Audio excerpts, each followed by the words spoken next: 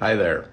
I had a few minutes and I thought I would share with you. I got a catalog in the mail, and these are things that I routinely look at and spend some time with. And I figured since I'm doing it, we could do it together. I know it's not as exciting as unboxing a coin or anything, but there are some things you can learn maybe. And if it interests you, please tag along. And if not, then move on, and we'll find something else that interests you. But for purposes, I got a copy of CNG Feature Auction 127 in the mail. They generally give it to people that can sign or people that have bought a lot, and you get put on the mailing list. It's just really a representation of what's in the auction coming up in September. That's not on the line, so it gives you an opportunity to kind of cruise through. They spend a lot of money putting these together, but then they also invest a lot in the research and everything that goes with it.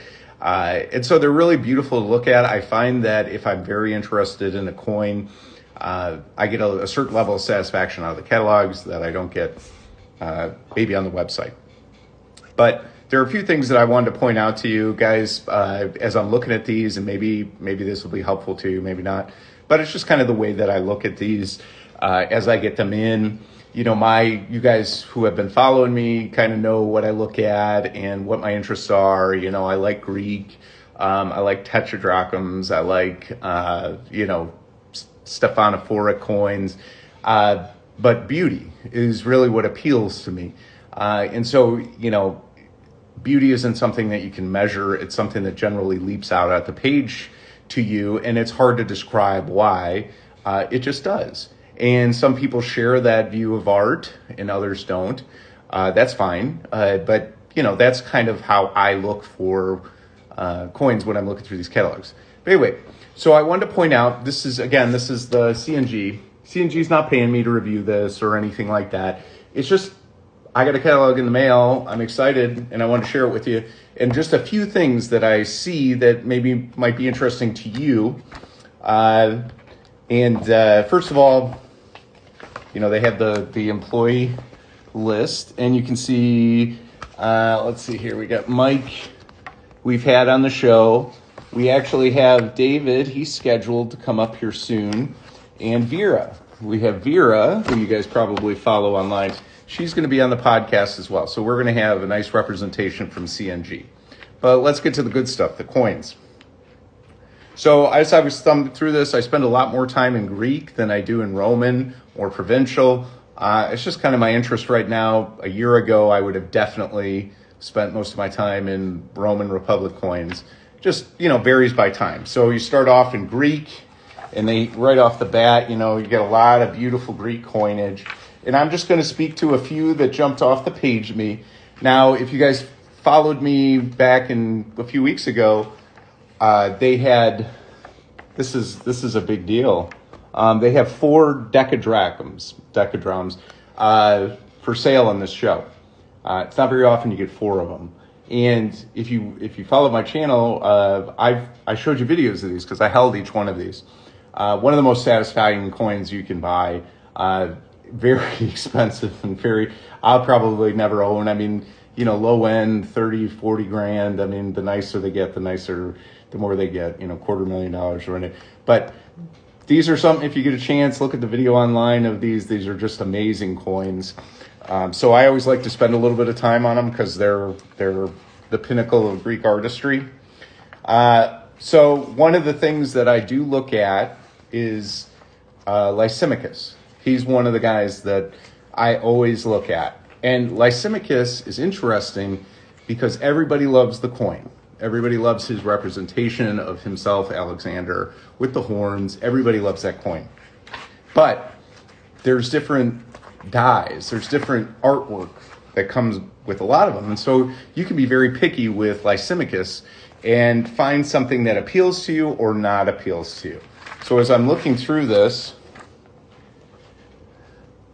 so I'll use this one as an example, the middle one here.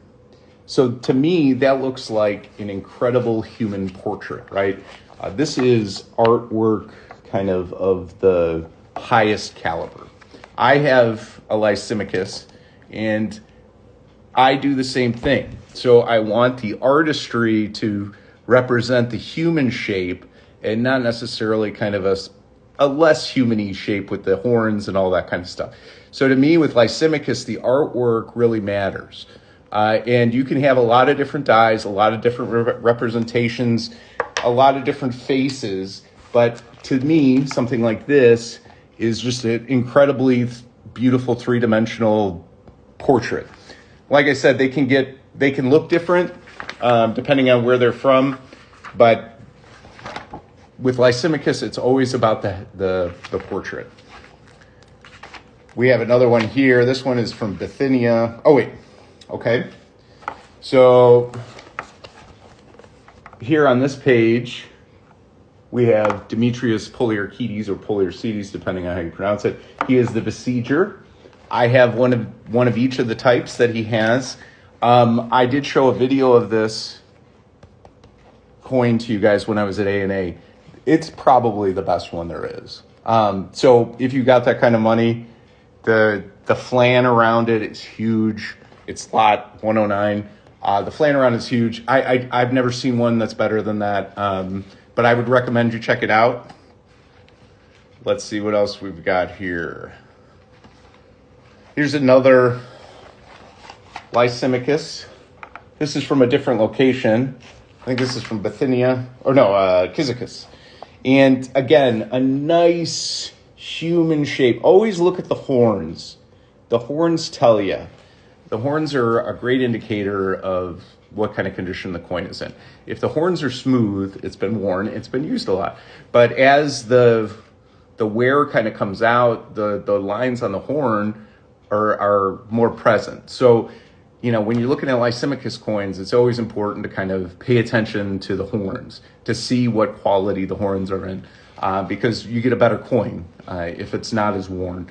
And there's so much detail in the hair and stuff like that. So it's very important to pay close attention to the details on that coin, because as far as we're concerned, Lysimachus, the person, is not Alexander the Great. He's a Macedonian king. He's not on the levels of Julius Caesar or anything like that. But important part of history, no doubt. And the artwork on his coins are some of the most beautiful there is.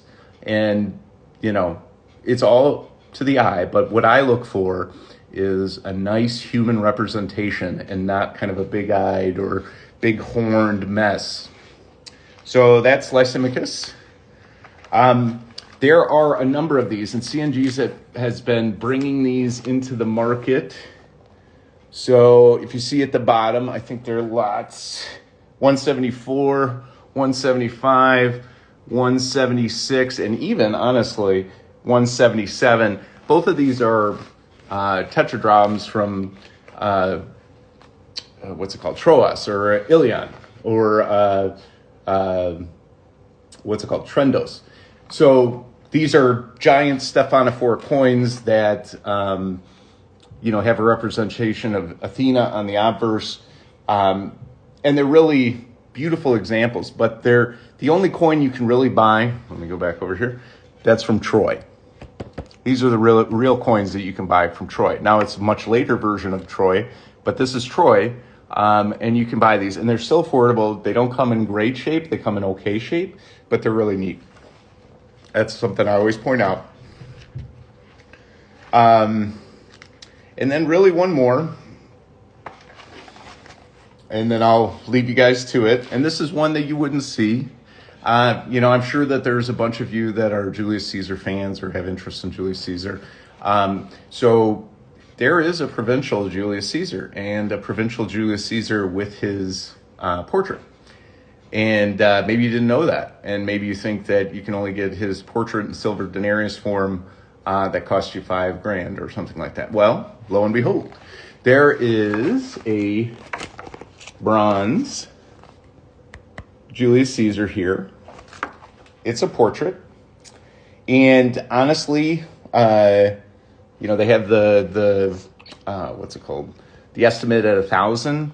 Generally maybe 1.5 times that is what you think, but you can't get a Julius Caesar portrait or a plate coin for that kind of money anywhere. But this is a portrait of Julius Caesar, And what's it called? It is lifetime.